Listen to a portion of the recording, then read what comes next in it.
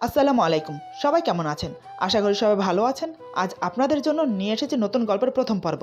আশা করি গল্পটি আপনাদের ভালো লাগবে। তাহলে চলুন শুরু করা যাক। রাতুল মাহিকে কোলে নিয়ে মুচকে একটা হাসি দিয়ে বলে, ভাই নীল, তোর টাকা আমি বিফলে যেতে দেব না। এক পাই করে উসুল করব। এই বলে মাহিকে বিছানার উপর শুইয়ে দিয়ে হামাগুড়ি দিয়ে মাহির বুকের উপর লুটিয়ে পড়ল। ধীরে ধীরে মাহির বুক থেকে শাড়ির আঁচল সরিয়ে দিল রাতুল। মাহির চোখে জল।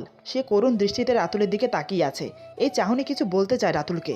হঠাৎ মাহি যা করলো তার জন্য রাতুল একদম প্রস্তুত ছিল না। আচমকা মাহির এরকম আচরণে রাতুল ভেবাচাকা খেয়ে যায়। এরপর যা হলো। আমার নাম মোহাম্মদ সৈয়দ চৌধুরী নীল।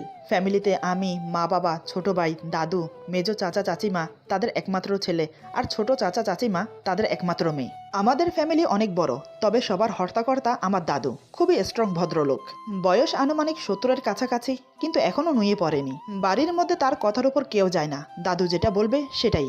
দাদু এক কথার মানুষ, ওনার কথা নড়চড় হয় না। বাড়ির সবাই এক কথায় নমিও করে চলে দাদুকে, কারণ সবাই ভয় পায়। আমাদের ফ্যামিলিতে একটা রেওয়াজ আছে, এই বংশের পুরুষ বাইরের কোনো মেয়েকে বিয়ে করতে পারবে না। একমাত্র ফুপির মেয়েকে বিয়ে করতে পারবে। আপন ফুপি না থাকলে দূর সম্পর্কের ফুপি হলেও চলবে। কিন্তু আমার এই রেওয়াজটা মোটেই ভালো লাগে না। আরে ভাই, নিজের পছন্দ অপছন্দ বলতে কিছু আছে, কিন্তু আমিও ভয় পাই দাদুকে, তাই মুখের উপর কিছু বলতে পারি না। আমি দেখতে খুবই হ্যান্ডসাম, গায়ের রং ফর্সা, লম্বায় আনুমানিক 5 ফুট 9 ইঞ্চি হব। দেখতে সুদর্শন এক যুবক। পড়াশোনা কমপ্লিট করে বেকার ঘুরছি। বাবার বিজনেস আছে, যখন তখন গিয়ে বসতে পারি। তাই নিজের মন মতো করে দিন কাটাচ্ছি। আমার সাথে আমার বেস্ট ফ্রেন্ড রাতুল সবসময়ের সঙ্গী। আমাদের বন্ধুত্ব ছোটবেলা থেকে। বন্ধু না বলে আমরা দুই ভাইও বলা যায়। একে অপরকে ছাড়া চলে না। একদিন সামান্য কিছু কথা নিয়ে আমাদেরকে খুব বকা দেয় দাদু। আমার জিদ চেপে গেল। মনে মনে সিদ্ধান্ত নিলাম এই বাড়িতে আর এক মুহূর্ত না। রাগ করে বাড়ি থেকে চলে গেলাম বাহিরে। বাহিরে বলতে দেশের বাহিরে। আমার সাথে আমার বন্ধু রাতুলও গিয়েছিল। একজোড়ের পাখি, একে অপরকে ছাড়া কিভাবে থাকি বলুন। বাহিরে যাওয়ার উদ্দেশ্য ছিল নিজের পায়ে দাঁড়ানো। 5 বছর থেকে আজ দুজন একটা রেস্টুরেন্টের মালিক হয়েছি। বাংলাদেশে ফেরার জন্য মন খুব আনচান করছে। এমনিতে ফোনে সবার সাথে কথা হয়। যখনই ফোন দেই মা খুব কান্না করে। তাই সিদ্ধান্ত নিলাম বাংলাদেশে ফিরে যাব। প্রায় দীর্ঘ 5 বছর পর আজ দেশে ফিরলাম। দুজনে এয়ারপোর্ট থেকে গাড়ি নিয়ে বাড়ি ফিরছি। এদিকে বাড়িতে সবাই আমাদের জন্য পথ চেয়ে বসে আছে। আমার ফুফাতো বোন মাহিও এসেছে। আমার ফুফাতো বোনের পুরো নাম মাহি আক্তার মাহি। দেখতে খুবই স্মার্ট, খুবই সুন্দরী। যে কেউ নজর কাড়ে ওর সৌন্দর্য। খুবই মায়াবতী একটা মেয়ে। মাহির ক্রাশ হচ্ছে রাতুল। যখন থেকে মাহি বুঝতে শিখেছে তখন থেকেই সে রাতুলকে ভালোবাসে। রাতুলও মাহিকে ভালোবাসে। কিন্তু একদিন মাহিকে তার ভালোবাসার কথা বলতে গিয়ে আড়ালে থেকে দাদুর কথা শুনে ফেলে। সেদিন থেকে সে মনে পাথর চাপা দিয়েছে, কিন্তু মাহি পারেনি। সে তার ভালোবাসার কথা প্রকাশ করেছে রাতুলের কাছে। রাতুল মাহিকে খুব অপমান করে, যাতে মাহি রাতুলকে ভুল বোঝে। কিন্তু মাহির মন থেকে রাতুলের জন্য ভালোবাসা এক বিন্দু কমেনি। 5 বছর আগে রাতুল মাহিকে কাঁদিয়ে চলে গিয়েছিল আমার সাথে। আজ সে 5 বছর পর আমার সাথে বাড়িতে ফিরছে। মাহির মন আনচান করছে। 5 বছর পর সে আবার মুখোমুখি হতে চলেছে রাতুলের। সবাই বাড়ির গেটে দাঁড়িয়ে আমাদের জন্য অপেক্ষা করছে। কিছুক্ষণের মধ্যে আমাদের গাড়ি এসে পৌঁছলো গেটের সামনে। প্রথমে আমি গাড়ি থেকে নামার পর আমার সাথে রাতুলও নেমে আসে। এতগুলো বছর পর রাতুলকে দেখে মাহির বুকের ভিতর ধপ করে উঠল। মাহি মনে মনে বলে, কিন্তু উনি হঠাৎ করে এতগুলো বছর পর আবার এখানে কেন আসলো? খুব তো 5 বছর আগে আমাকে কাঁদিয়ে চলে গিয়েছিল, তাহলে আবার ফিরে আসলো কেন? ভালোই তো ছিলাম ওনার ফেলে যাওয়া স্মৃতি নিয়ে। মাহি রাতুলের দিকে তাকিয়ে তাকিয়ে কথাগুলো ভাবছে। রাতুল ওর দিকে এক নজর তাকিয়ে বাড়ির ভেতর চলে গেল। আমি ওকে হাঁ করে তাকিয়ে থাকতে দেখে বললাম, কিরে পিচ্চি বুড়ি, এভাবে এখানে হাঁ করে দাঁড়িয়ে আছিস কেন? আমার কথা মাহির হোঁশ ফেরে। সে কোনো রকম নিজেকে সামলে নিয়ে বলে, নীল ভাইয়া, আমি মোটেও আর পিচ্ছি নেই। আমি এখন অনার্স সেকেন্ড ইয়ারে পড়ি। আমি বললাম, ও তাই বুঝি? আমি আরো ভাবলাম তুই এখনও সেই 5 বছর আগের পিচ্চিটাই আছিস। পাশে দাঁড়িয়ে থাকা মা বলে, নীল, মাহির পিছনে না লেগে ভিতরে যা। দাদু কিন্তু তোদের দুজনের উপর অনেক রেগে আছে। সেই যে বাড়ি থেকে দুটো রাগ করে বেরিয়ে গেলি আর ফিরে এলি 5 বছর পরে। অনেকটা সময়। হ্যাঁ রে, তোদেরকে আমার কথা একবারও মনে পড়েনি? আর রাতুল, ছোট মাকে একেবারে ভুলে গেলি? নীলের কথা না হয় ছেড়েই দিলাম, শেষে কিনা তুইও। রাতুল বলে, আরে ছোট মা প্লিজ, তুমি রাগ করো না। তোমার ওই বদরাগী শ্বশুর যদি বকা না দিত তাহলে কি আর আমরা যেতাম? সব দোষ তোমার ওই বদরাগী শ্বশুরের। আমি বললাম, রাতুল তুই ঠিক বলেছিস। আম্মু, তোমার ওই রাগী অবসরপ্রাপ্ত কর্নাল দ্য গ্রেট আলতাফ চৌধুরী কোথায়? এই কথা বলে আমি আর রাতুল দুইজন দুই দিক থেকে মাকে জড়িয়ে ধরি। মা বলে, ফাজিল ছেলে, দাদুকে এমন বলতে হয়? যা গিয়ে দেখ, ওনার রুমেই আছে, অনেক রেগে আছে তোদের উপর। আমি বললাম, আচ্ছা তুমি থাকো, আমরা গেলাম। এই বলে আমি আগে আগে চলে গেলাম। রাতুল যেতে নিলে দেখে মাহি দরজার সাথে লেগে দাঁড়িয়ে আছে। মাহির দিকে এক পলক তাকিয়ে আমার পিছু পিছু চলে আসে রাতুল। মাহি মনে মনে বলে, সত্যি রাতুল ভাই, আপনি কখনোই বুঝলেন না আমার ভালোবাসাটা। সবসময়ের মতো আবেগ ভেবেই উড়িয়ে দিলেন। যদি কখনো বুঝতেন যে এটা ক্ষণিকের আবেগ নয়, এটা অফুরান্ত ভালোবাসা, তাহলে হয়তো আমাকে এতটা অবহেলা করতে পারতেন না। তবে আমি জানি আপনি একদিন বুঝবেন আমার ভালোবাসা, কিন্তু তখন অনেক দেরি না হয়ে যায়। মনে মনে কথাগুলো বলে চোখের কোণে জমে থাকা পানিটা মুছে নিয়ে রুমে চলে গেল মাহি। এদিকে আমি আর রাতুল মাথা নিচু করে অপরাধীর মতো মুখ করে দাঁড়িয়ে আছি। বাড়ির সবাই ভয়ে ঘরের এক কোণে জড়োথর হয়ে দাঁড়িয়ে আছে। কি হবে সবার মনে একটাই প্রশ্ন। কিন্তু আমি আর রাতুল দাদুর চোখের মণি, দুজনকে অনেক ভালোবাসে দাদু। তবে এখন দাদু খুব রেগে আছে। দুজনের ওপর সামান্য একটু রাগ করেছিল বলে বাড়ি ছেড়ে চলে গিয়েছিলাম, তাও আবার 1-2 বছর না, পুরো 5 বছর পর ফিরে এসেছি। দাদু গম্ভীর মুখ নিয়ে অন্যদিকে ফিরে আছে, আমাদের দিকে তাকাচ্ছেও না, কথাও বলছে না। এটা দেখে আমার খুব খারাপ লাগছে। আমরা দুজন সেই কখন থেকে দাঁড়িয়ে আছি, সাথে বাড়ির সবাই। এখন আমি কথা না বলে আর থাকতে পারছি না, কারণ দোষ আমরাও কম করিনি। আমি বললাম, দাদু তুমি আমাদের মারো কাটো যা ইচ্ছে শাস্তি দাও, তবু প্লিজ আমাদের সাথে কথা বলো। তুমি এভাবে কথা না বলে মুখ ঘুরিয়ে থাকলে আমাদের অনেক কষ্ট হয়। রাতুল বলে, হ্যাঁ দাদু তুমি জানো আমরা আর তোমার সেই বেকার নাতি নেই। আমরা এখন অনেক বড় একটা রেস্টুরেন্টের মালিক, আমাদের বিজনেস প্রায় সারা বাংলাদেশে। তুমি আর আমাদের বেকার বলতে পারবে না, এখন তো আমরা নিজের পায়ে দাঁড়িয়েছি, এবার তো কথা বলো প্লিজ দাদু। আমাদের কথা শুনে দাদু এবার আমাদের দিকে ফিরে তাকিয়ে বলে, তোরা আমাকে কি ভাবিস বলতো, আমি পাথর? ওরে আমারও তো কষ্ট হয়, আমিও তোদের ভালোবাসি, কিন্তু প্রকাশ করে বলতে পারি না, এটাই আমার সমস্যা। তাই বলে তোরা আমাকে এভাবে ছেড়ে চলে যাবি? আর রাতুল তুই আমাকে পর ভাবতে পারিস, কিন্তু আমি নই। তুই শুধু আমার বন্ধুর নাতি ছিলি না, নীলের মতো তোকেও আমি নিজের নাতি মনে করি। হয়তো তোরা দুজন আমাকে পর ভাবতে পারিস, তবে আমি না। কথাটা শেষ হতে আমরা দুজন গিয়ে দাদুকে জড়িয়ে ধরি। রাতুল বলে, কে বলেছে আমি তোমাকে পর ভাবি? তুমি তো আমার দাদু, আমরা তোমাকে অনেক বেশি ভালোবাসি। দাদু আমাদের দুজনকে জড়িয়ে ধরে কান্না মিশ্রিত কণ্ঠে বলে, যাক অবশেষে সবটা ঠিক হলো, এবার শান্তিতে নীল আর মাহির বিয়েটা দিয়ে দেওয়া যাবে। দাদুর কথা শুনে আমার আর রাতুলের হাসি মুখটা মুহূর্তেই ফ্যাকাশে হয়ে গেল। দুজনের মাথা যেন আকাশ ভেঙে পড়ল। আসতে না আসতে এসব কি শুনছি। রাতুল অবাক হলেও ব্যাপারটা স্বাভাবিকভাবে নিল, কারণ আজ থেকে 5 বছর আগেই দাদুর মুখে এই কথাটা শুনেছে সে। সেজন্যই তো মাহিকে নিজের ভালোবাসার কথা বলতে পারেনি, দূরে সরিয়ে দিয়েছিল মাহিকে। কিন্তু কথাটা আমি হজম করতে পারছি না, এটা কখনোই হতে পারে না। মাহিকে আমি বিয়ে করব? ইম্পসিবল। মাহিকে আমি সে চোখে কোনোদিন দেখিনি, ওকে আমি আমার ছোট বোনের মতো দেখেছি। সেই মাহিকে আমি বিয়ে করব? না, এটা কখনোই হতে পারে না। দাদু বলে, আচ্ছা অনেক হয়েছে কথা, তোরা অনেক দূর থেকে এসেছিস, আগে গিয়ে হাত মুখ ধুয়ে নে, তারপর বসে এসব নিয়ে আলোচনা করা যাবে, ওকে? আমি আর এক মুহূর্ত থাকতে পারছি না এই রুমে, তাই দাদু থেকে বিদায় নিয়ে রুম থেকে বেরিয়ে গেলাম। রাতুল বলে, দাদু আমিও যাই, আমাকে বাসায় যেতে হবে, আব্বু আম্মু চিন্তা করছে। এই বলে রাতুল বিদায় নিয়ে চিন্তিত ভরা মন নিয়ে রুম থেকে বেরিয়ে গেল। মাহি রুম থেকে বেরিয়ে এদিকেই আসছিল, হঠাৎ রাতুলের সাথে ধাক্কা খেয়ে পড়ে যাচ্ছিল মাহি। রাতুল তখনই মাহিকে ধরে ফেলে, এক হাত মাহির কোমরে আর অন্য হাত মাহির মাথায় ধরে আছে। এদিকে মাহি ভয়ে চোখ বন্ধ করে শক্ত হাতে রাতুলের শার্টের কলার ধরে আছে। রাতুল অপলক দৃষ্টিতে মাহির দিকে তাকিয়ে আছে, যেন মনে হচ্ছে কত বছরের পিপাসা মিটাচ্ছে। চোখের পলক ফেলতেই ভুলে গেছে রাতুল, মনে হচ্ছে চোখের পলক ফেললেই দেখা কম হয়ে যাবে। মাহি আস্তে আস্তে চোখ খুলে তাকিয়ে দেখে একজোড়া চোখ মাতাল দৃষ্টিতে ওর দিকে তাকিয়ে আছে, যেন চোখের ভাষায় অনেক কিছু বলতে চাইছে। রাতুল এক হাত দিয়ে মাহির মুখের উপরে আসা চুলগুলো আলতো করে সরিয়ে দিল, নিজের অজান্তে ঠোঁটজোড়া এগিয়ে নিয়ে গেল মাহির কপালের দিকে। এদিকে মাহি রাগ অভিমান ভুলে আবেশে দুটি চোখ বন্ধ করে নিল। রাতুল চোখ বন্ধ করে মায়ের কপালে আলতো করে একটা চুমু দিল। মাই কেঁপে উঠে রাতুলের গলা জড়িয়ে ধরল। চোখ বন্ধ অবস্থায় রাতুল মাহির 2 গালে আলতো করে চুমু দিল। রাতুলের ভালোবাসার পরশে মাহি কেঁপে কেঁপে উঠছে। হঠাৎ রাতুলের কিছু একটা মনে পড়তেই হোঁশ ফিরল। রাতুল তৎক্ষণাৎ মাহিকে ছেড়ে দিল। আবেগের বশে ও অনেক বড় ভুল করতে যাচ্ছিল। অনেকক্ষণ হয়ে যাওয়ার পরেও রাতুলের কোনো সারা শব্দ না পেয়ে মাহি চোখ খুলে তাকালো। রাতুল বিরক্তি ভাব নিয়ে বলে, কিভাবে হাঁটিস যে যখন তখন যেখানে সেখানে পড়ে যাস? এত বড় হয়েছিস এখনো ভালো করে হাঁটা শিখলি না? এরপর থেকে ভালো করে দেখে শুনে হাঁটবি, নয়তো পরের বার আর আমি ধরতে আসবো না, যত সব। কথাগুলো বলে রাতুল চলে গেল, কিন্তু মাহি টলমলো চোখে রাতুলের চলে যাওয়ার দিকে তাকিয়ে থাকে, কারণ মাহি এখনো শোনেনি ওর সাথে আমার বিয়ে ঠিক হয়েছে। এদিকে আমি রুমে এসে আম্মুকে বললাম, এটা কোনো নিয়ম হলো আম্মু? এই নিয়ম কে তৈরি করেছে বলো তো? নিজের ফুফাতো বোনকে বিয়ে করতে হবে, এটা কোনো কথা? মা বলে, তোর দাদু আগে থেকে এই নিয়ম মেনে এসেছে। তোর দাদুও তার ফুফাতো বোনকে বিয়ে করেছে, আর তোর বাবাও তার ফুফাতো বোনকে বিয়ে করেছে, তাই সেই নিয়ম অনুযায়ী তোকেও মাহিকে বিয়ে করতে হবে। তুই আসবি বলে মাহি এখানে এসেছে, ও হয়তো রাতে চলে যাবে, ওকে গিয়ে দিয়ে আসবি, নয়তো দাদু রাগ করবে। আমি বললাম, আমি মানি না এই অদ্ভুত নিয়ম, আরে নিজেরও তো একটা পছন্দ অপছন্দ থাকতে পারে। মা বলে, না পারে না, তোকে যখন বলা হয়েছে মাহিকে বিয়ে করা লাগবে তো লাগবেই, বাবা যা বলেছে তাই হবে, আর কোনো কথা হবে না, ওকে? আমি বললাম, কিন্তু মা, আমি কিছু বলার আগেই রাতুল চলে আসলো। রাতুল বলে, নীল আমি বাসায় যাচ্ছি, তুই যাবি নাকি আমি একাই চলে যাব? আমি বললাম, আরে না দাঁড়া, আমিও যাব। এই বলে দুজনেই বেরিয়ে গেলাম, উদ্দেশ্য রাতুলের বাড়ি। গাড়ি চালাচ্ছিলাম আমি, এমনিতেও মেজাজটা খুব খারাপ হয়ে আছে, কারণ মাহিকে বিয়ে করার ব্যাপার নিয়ে। আমি অনেক আগে থেকেই জানি রাতুল আর মাহি একে অপরকে ভালোবাসে, কিন্তু রাতুল ইগনোর করছে, সেটাও আমার চোখে পড়েছে। তবে আমি কখনো ওদের মাঝে কথা বলতে যাই না। কথাগুলো ভাবতে ভাবতে একটু অন্যমনস্ক হয়ে গাড়ি চালাচ্ছি। হঠাৎ আমার গাড়ির সাথে কিছু একটা ধাক্কা লাগলো। আমি তাড়াতাড়ি গাড়ির ব্রেক কষে বললাম, ও শেট। রাতুল বলে, দেখে শুনে গাড়ি চালাবি তো, দেখ কি হলো। রাতুলের কথা শুনে আমি গাড়ি থেকে নেমে বাইরে এসে দেখি একটা মেয়ে স্কুটি নিয়ে আমার গাড়ির সামনে পড়ে আছে। এইটা দেখে আমি মেয়েটিকে যখন সাহায্য করতে এগিয়ে গেলাম, ঠিক তখনই মেয়েটি রেগে আমাকে বলে, এই যে ফাজিল লোক, নিজের বড় গাড়ি আছে বলেই কি ইচ্ছে মতো গাড়ি চালাবেন? রাস্তাটা কি আপনার দাদার? বদলোক একটা, যখন গাড়ি চালাতেই পারেন না তখন গাড়ি নিয়ে বের হন কেন রাস্তায়? বাড়ি থেকে বেরোনোর সময় এমনি মাথা গরম ছিল, এখন রাস্তার মাঝখানে এই মেয়েটার কথাগুলো শুনে মেজাজটা আরো খারাপ হয়ে গেল। আমি বললাম, হেই মাইন্ড ইউর ল্যাঙ্গুয়েজ, কিসব কথা বলছেন আপনি? মানছি যে আমার গাড়ির সাথে ভুল করে আপনার স্কুটি ধাক্কা লেগে গেছে, তাই বলি কি বাপদাদা তুলে কথা বলতে হয়? আমার না হয় রাস্তাটা দাদার নয়, তা এই রাস্তাটা কি আপনার বাপের? মেয়েটি বলে, না রে, আপনার বাবার, আর আপনার বাবা আমার আঙ্কেল লাগে, চোখ থাকতে অন্ধ কোথাকার।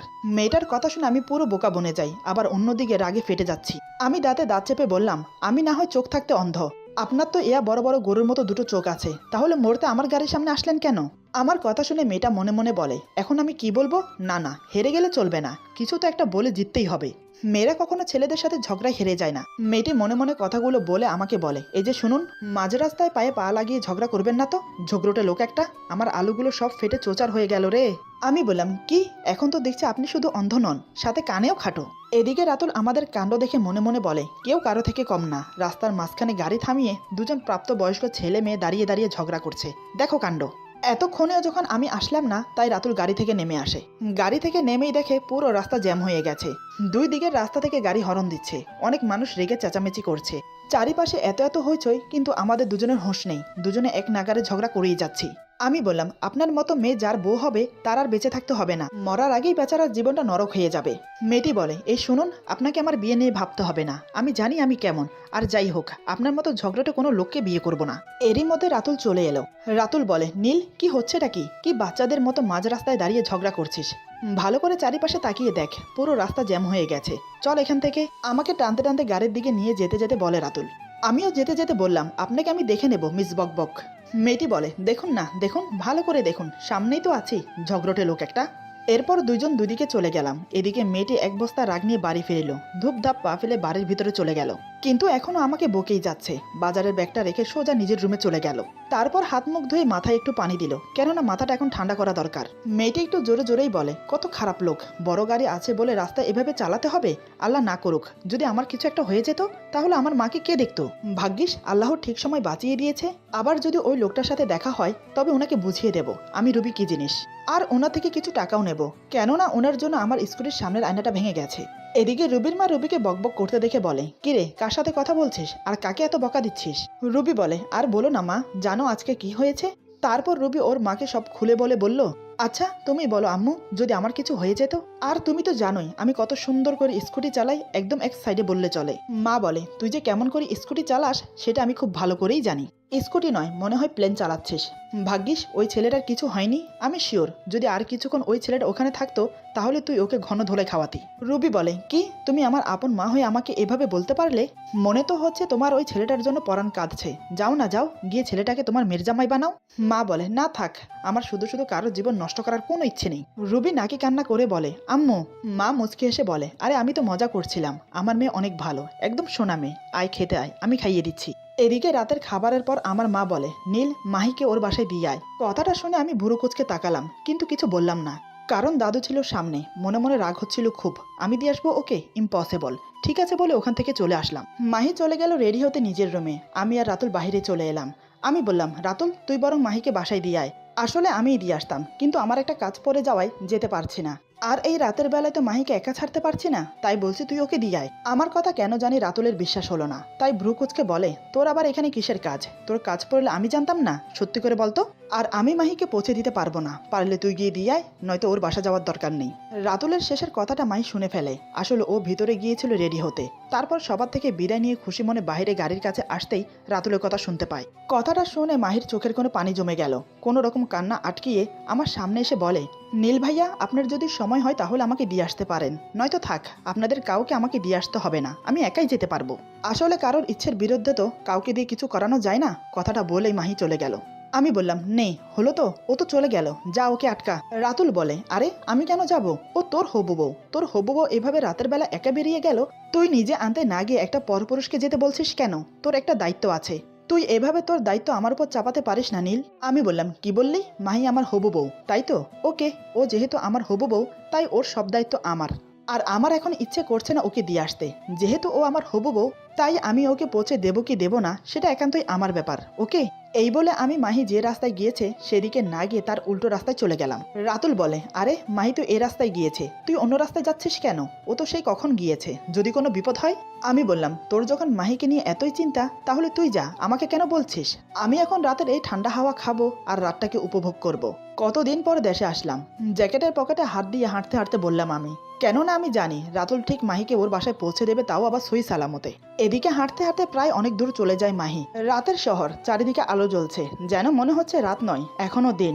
রাস্তা দিয়ে সাঁই সাঁই করে একের পর এক গাড়ি চলে যাচ্ছে।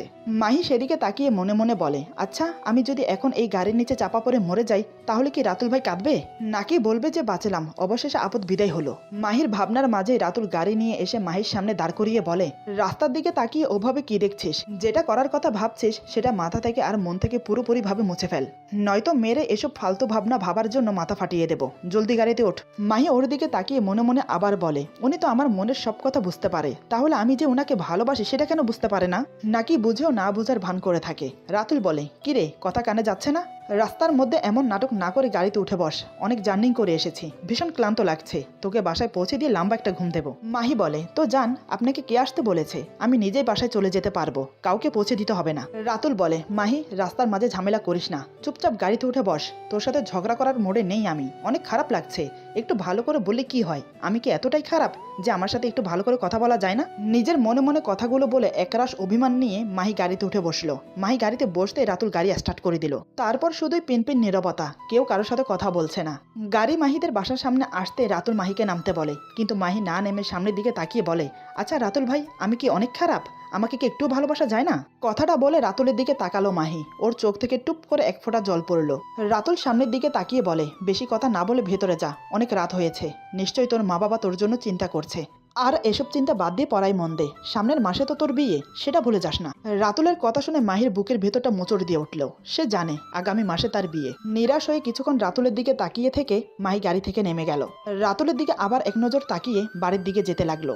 রাতুল মাহি যাওয়ার পানে চেয়ে থেকে একটা দিক নিঃশ্বাস ফেলে, সিটে গায়ে এলিয়ে দিয়ে ওর দিকে তাকিয়ে আছে। যতক্ষণ না মাহি বাসার ভিতরে যায় ততক্ষণ। এদিকে রুবি রাতের টিউশনি শেষ করে বাড়ি ফিরছিল। হঠাৎ করে রুবির স্কুটি নষ্ট হয়ে যায়। কয়েকবার স্টার্ট দেওয়ার চেষ্টা করলো, কিন্তু না, কাজ হলো না। রুবি স্কুটিটা চেক করতে করতে বলে, উফ, এই স্কুটিটা এখনই খারাপ হতে হলো, আর হবেই বা না কেন? সকালে ওই লোকটা যে জোরে ধাক্কা দিয়েছে, এতে যে এখনো স্কুটিটা বেঁচে আছে এটাই তো অনেক।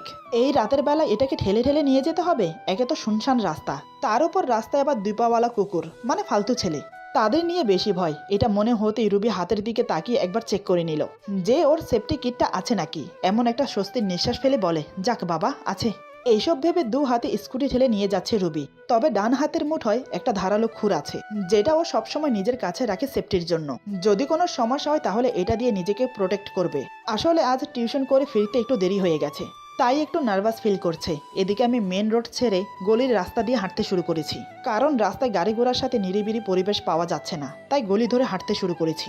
গলি ধরে হাঁটছি আর ভাবছি কি করে আমার আর মাহির বিয়েটা আটকানো যায়। হঠাৎ আমার চোখে পড়লো রাস্তায় থাকা ল্যাম্পপোস্টের আলোয় সকালের সেই মেয়েটিকে। মেয়েটি তার স্কুটি নিয়ে ঠেলতে ঠেলতে এদিকেই আসছে। পুরোপুরি সঠিক হওয়ার জন্য একটু ভালো করে দেখলাম। দেখে মনে মনে বললাম, আরে সকালের ওই ঝগড়াটে মেয়েটা না, এত রাতে এখানে কি করছে? দাঁড়াও, এবার বাগে পেয়েছি, এখন বোঝাবো মজা। কথাটা বলে আমি মেয়েটার দিকে এগিয়ে গেলাম। একটু এগিয়ে গিয়ে লুকিয়ে পড়লাম, উদ্দেশ্য মেয়েটাকে ভয় দেখাবো। মেয়েটা যখন আমাকে ছেড়ে সামনে এগিয়ে গেল, ঠিক তখনই আমি মেয়েটার পিছু নিলাম।